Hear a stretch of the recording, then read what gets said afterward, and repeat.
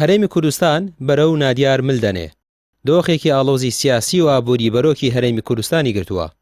دوو حیزبی گەندەڵ و کەمتەرخام بێ هەڵگرتنی بەرپرسیارەتی خەڵکیان برسی و نەدار کردووە.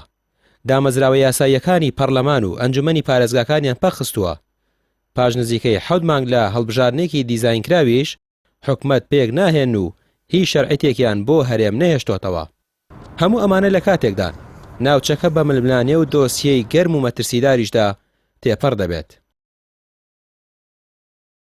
ئەم پەیوەندیانە لەگەڵ بەغدا کە ئەوە تێکچووە هۆکارەکەی غرور و لە خۆباییبوونی دەسەڵاتدارەتی کاربەرەکەری هەرێمی کوردستانە کە نەداهات تەسلیمەکە نەشەفافە لە بەڕێبردننی داهاتی نەوتی و نانەوتیە و بە غرورەوە گرێبەستی نێودەوڵەتیەکە لەگەڵ کۆمپانیای ئەمریکی و بیانی لە بەغدا هەڵەکانیان ڕاست بکەنەوە بۆ پێدانی 150 ملیار دینار مانگانە لە داهاتی ناوخۆ بۆ هەناردەکردنەوەی نەوتی هەرێمی کوردستان بۆ تەوتینکردن ئەم خەڵانە بەڵێن بن بە جێبەجێکردنی ئەو کاتە دۆخەکە ئەسایە بێت. بێگومان حاڵەتێکی زۆر مەترسیدارە و دۆخێکی کارەساتباوی چاوەڕێی هەرێمی کوردستانەکە بۆ بەشداری گەرم و گوڕیان لە ڕێفراندۆم.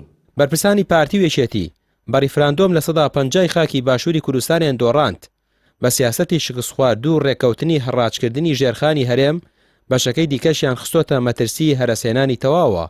شارەزایان دەڵێن بەرەنجامی گەندەڵی و سیاسەتی هەڵا دۆخێکی ئاڵۆز و سەخت چاوەڕوانی هەرێم دەکات. مان لە دوای گرێبەستی نەوت و غازی تازەی حکوومەت هەرێمەوە لەگەڵ دوو کۆمپانیاکەی چانەمەری شوێنیان تێکەڵە کوردستان پێناوتە قۆناغێکی نوێەوە.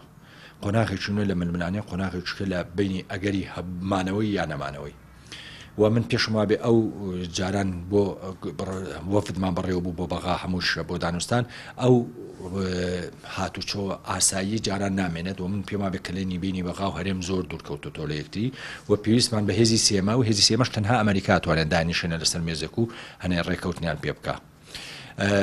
قۆناغێکی خەتەرە بە تەسەوری من برادرانی هەرێم بەتایبەتی پارتی و یەکێتی بەجوود کردویانە و گرێبەستە.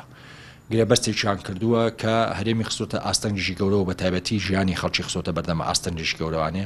ڕەنگە لەم مەرحەلەی ئێستا میلیشیا شیعەکانی سەر بە ئێران نەوێرن هیچ بەرامبەر هەرێم بکەن چونکە ئەو سیاسەتی لە ئەمریکا ئەوڕۆپیەوە سیاسەتیی نەوت تونگترە بەرامبەر شیعەکانی عێراق و ئێران و منتیقەکە.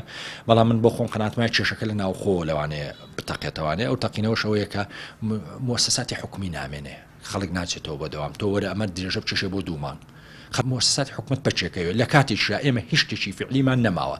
یەکێتی و پارتی فەشەلیان کرد لە انتخاباتە چونکە هەردووچیان دەرچوونەوە تا ناتوانن حکومت تەشکیل بکەن. پەرلەمانیان پەخستووە ئەنجومەنی محافەزایە نییە 31 ملیار دلار قەرزارن. باشە ئەمە هەرچی تەحلیلیەکەی هەرچی منطقە ئەڵێ ئەم حکومەتە عمری درێژ نابێ هەموو ڕۆژیش قەیرانێکە بۆ دروستەکە بە بێ دیراسەکردنی وەزعی خەڵک. ئێستا عێراق هیچی نەماوە لەگەڵ هەرێم باسی بکات.